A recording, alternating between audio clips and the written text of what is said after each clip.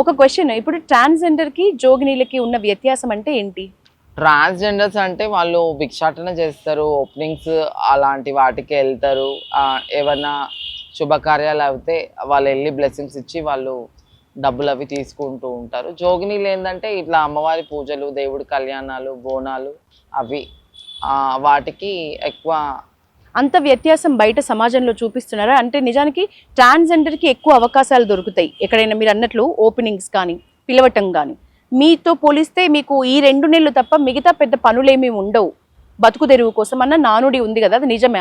అంటే బతుకు తెరువు కోసం మాకు ఈ 2 నెలలనే కాదు, మాకు ఇంట్లో వీక్ డేస్ లో టెంపుల్ ఉంది.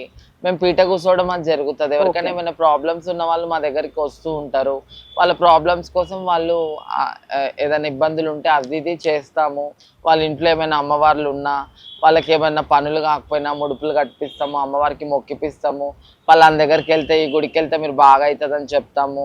అలా కాబట్టి మాకు ఈ 9 నెలలు కూడా మేము ఏదో ఒక దాంట్లో బిజీగానే ఉంటాము. వ్యత్యాసం తెలియకుండా చాలా మంది ఉన్నారు అనిపిస్తుందా మీకు? అంటే ఈ రోజులల్లో కొంతమందికి జోగినీళ్ళు కానివ్వండి, ట్రాన్స్ కానివ్వండి, అందరూ ఒకే రకంగా అనుకుంటున్నారు. కాకపోతే నేనేం చెప్తున్నా అంటే, ఎవరు ఏ రకంగా బతికినా కానీ అందరూ ఉపాధి కోసం చేస్తారు. కాబట్టి మా లైఫ్ మేము దేవుడికి డెడికేట్ చేస్తాం కాబట్టి మా జీవితం మేము ఇలా కొనసాగిస్తాం.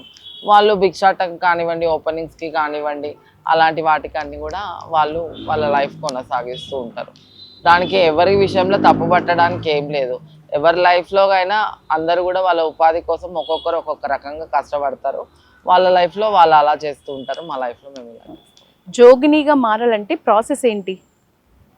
జోగినిగా మారాలంటే ప్రాసెస్ ఏంటి అని అంటే, ఒక సర్టన్ ఏజ్ 7 ఇయర్స్ అప్పుడు ఇట్లా అమ్మవారు వచ్చినప్పుడు, అమ్మవారికి ఇట్లనే దేవుడు వచ్చే వాళ్ళ దగ్గరికి ఎవరి దగ్గరికి వెళ్తే ఇట్లా అమ్మవారు వస్తుంది అది ఇది అని చెప్పి వాళ్ళకు పూజ చేయడము, పటం వేయడము, దేవుడు కళ్యాణం చేయడము, అమ్మవారికి వాళ్ళని అటాచ్ చేసి ఆ అమ్మవారికి పటంలో పసుపు కొమ్ము అది కట్టి ఆ అమ్మవారి యొక్క సేవలో వాళ్ళని ఉంచుతూ ఉంటారు. మొత్తానికి ఓవరాల్గా ఈ జీవితం మీకు చాలా సంతృప్తికరంగా ఉంది. అది మీ మాటల్లో తెలుస్తుంది, మీ ఫేస్లో తెలుస్తుంది, మీ ముఖ కవలికల్లో తెలుస్తుంది. ఫైనల్గా ఇది నేను చెయ్యాలి, ఉన్నన్ని రోజుల్లోపు ఇది నేను చెయ్యాలి అని ఒక కోరిక కానీ ఒక ఆశ కానీ ఏదైనా ఉందా?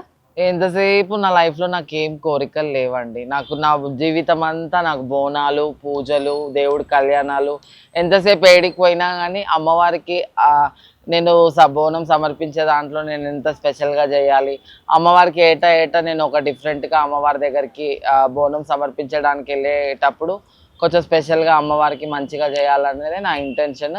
ఎంతసేపు లైఫ్ లాంగ్ నా లైఫ్ అంతా నేను బోనం అంటే నా జీవితం, జీవితం అంటే నా బోనంతోనే నా లైఫ్. ఇదే గుర్తింపు ఏజ్ పెరిగే కొద్దీ ఉంటుందా మరి మీకు? ఏజ్ పెరిగే కొద్ది ఉంటుందా అంటే, ఇప్పుడు కొన్ని ఇయర్స్ వరకు కంటిన్యూ చేస్తాము. మమ్మల్ని నమ్ముకున్న భక్తులు ఉంటారు, వాళ్ళు మాకు ఏదో ఒకటి చేస్తూనే ఉంటారు. అంటే ఎప్పటికీ ఆ నమ్మకం ఉంది. మొత్తంగా రాధిక ఈరోజు మంచిగా తొలి బోనం సమర్పించి మా పల్లవి టీవీ కోసం ఇంత ప్రత్యేకమైన సమయాన్ని మీరు వెచ్చించిండ్రు. ఫైనల్గా ఈ బోనాల సందర్భంగా పల్లవి టీవీ ప్రేక్షకులకి ఏమైనా చెప్పాలనుకుంటే మీ సందేశం. ముందుగా నేను మళ్ళీ అందరి ప్రజలకి మళ్ళీ మరొకసారి తెలంగాణ ప్రజలందరికీ బోనాల పండుగ శుభాకాంక్షలు తెలుపుకుంటూ, ఈ పల్లవి టీవీకి మమ్మల్ని పిలిచి సగౌరవంగా బోనాల కోసం ఈ ఒక చర్చాంశాలు చేసిన మీకు కూడా, ఈ టీవీ ఛానల్ వాళ్ళకు కూడా అందరికీ ధన్యవాదాలు తెలుపుకుంటూ, అందరూ బోనాల పండుగ బాగా జరుపుకోవాలి.